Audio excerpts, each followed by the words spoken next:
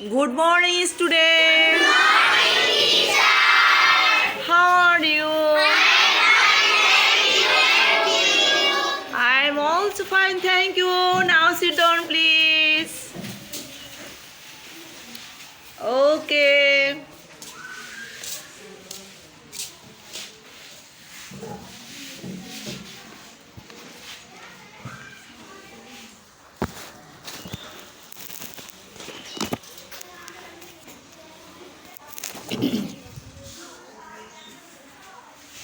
আমরা আজকে কে দিয়ে কি কি শব্দ তৈরি করা যায় সেটা শিখব, ঠিক আছে? ঠিক আছে। পাশাপাশি উচ্চারণ, তাই না? জি। আমাদের ইংলিশটা হলো আন্তর্জাতিক ভাষা, সেজন্য আমাদের অনেক কষ্ট হয়। আমরা বাংলা ভাষা স্মুথলি অনর্গল বলতে পারি, কিন্তু ইংরেজি আমরা বলতে আমাদের কষ্ট হয়। কিন্তু এই কষ্টটা আমাদের থাকবে না যদি আমরা এরকম উচ্চারণ করতে পারি, তাই না? ওকে, সবাই দেখো। আচ্ছা, কে কে দিয়ে কি হয়? কে উচ্চারণ মানে ক। আমাদেরকে এটা বুঝতে হবে। এটা কি করতে হবে? বুঝতে হবে। কে মানে কি? ক। তাহলে ক দিয়ে কি কি হইতে পারে? ক্যাঙ্গারু।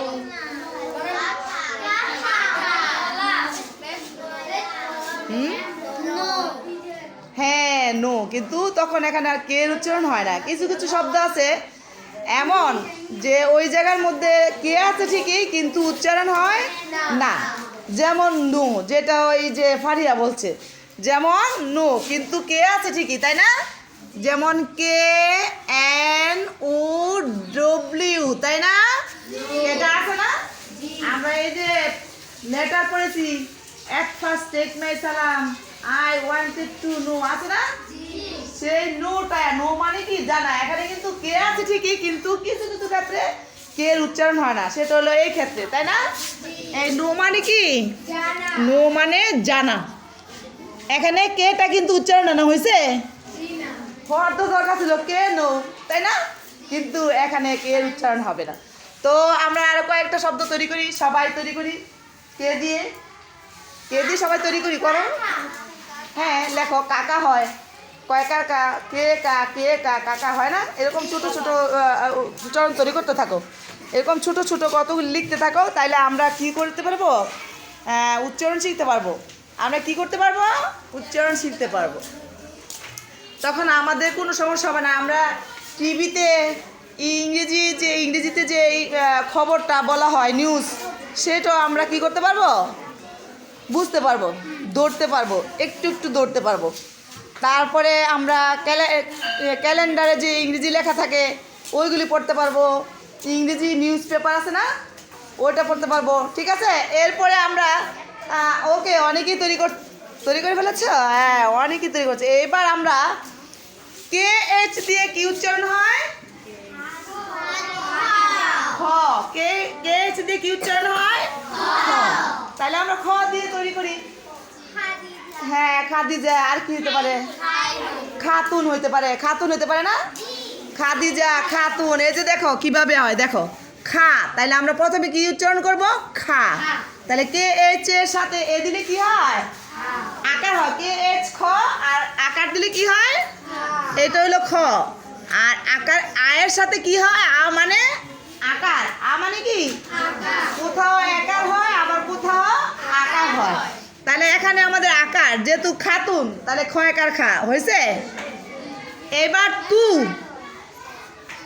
তু তোমাদেরকে যে শীট দেওয়া হয়েছে ওখানে বের করো তো সবাই, তু আছে কিনা। কি দিয়ে তু আছে বার করো দেখি, কে তাড়াতাড়ি বের করতে পারে। আমার শীটটা দেওয়ার অর্থ হইলো দ্রুত ইংরেজি শেখার জন্য। আমি ক্লাস 5-এ তোমাদেরকে নিয়ে কিভাবে আগাবো, যদি তোমরা এখান থেকে টু বার করবা। টু, টি ইউ, টু আছে? কোথায় আছে? টিউ, টু হয়। আবার আরও তো আছে যে টি ইউ, এই যে টু। হ্যাঁ, ঠিক আছে। এখানে টি ইউটা হবে, এখানে কোনটা হবে? টি ইউটা হবে।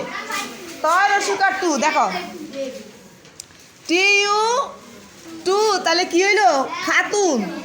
খাতু হয়েছে। তয় সুকার টু, দেখছা? টিতে ট হয় ঠিক আছে। তু হয়েছে দেখছো, সবাই দেখেছা? তু। এবার এখানে একটা নয়ের দরকার, দন্ত নয় তাহলে কি লাগবে বলো তো? অ্যান। আমরা জানি অ্যান মানে দন্তন্য, অ্যান মানে কি দন্তন্য, দন্তীয় বর্গ এটা। অ্যান মানে দন্তন্য, তাইলে আমরা দিয়ে দিলাম, দেখো এই যে দিয়ে দিলাম, অ্যান দিয়ে দিলাম, তাহলে কি হলো?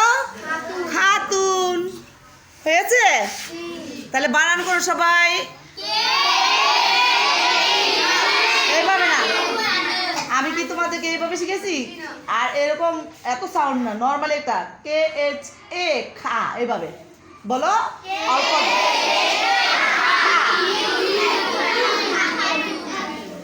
TU টু, আমি যেভাবে লিখছি ওইভাবে বলতে বলছি, TU টু। এখন আমার দন্তন্য বাকি, তাহলে দন্তন্য কি উচ্চারণ হয়? এক। তাহলে কি হলো? খাতু। ঠিক এরকম করে বাসা থেকে যে যত পারো মিনিমাম 20টা শব্দ তৈরি করে নিয়ে আসতে হবে। কয়টা? কে দিয়ে 20টা, KH দিয়ে 20টা। Okay okay, thank you, good bye student.